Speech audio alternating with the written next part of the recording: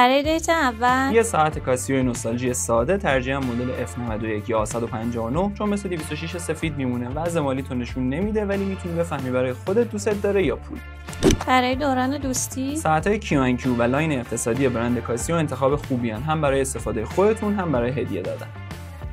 برای خواستگاری قطعاً اورینت چون نشون میده خاص پسندین، برای انتخاباتون دلیل محکمی دارین و به اصالت اهمیت.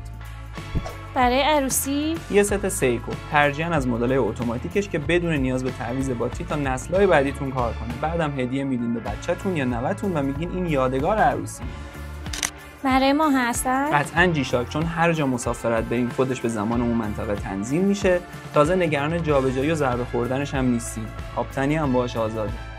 برای زمان بچه دار شدن سیتیزن اکودرای چون دیگه تا چند سال وقت اینو نداری که بری باتری ساعتتو عوض بکنی. سیتیزن هم که با نور کار میکنه. چی از این بهتر؟ برای خود بچه یه مدل بچگونه باحال و ارزون از برند Q&Q کوک باشه.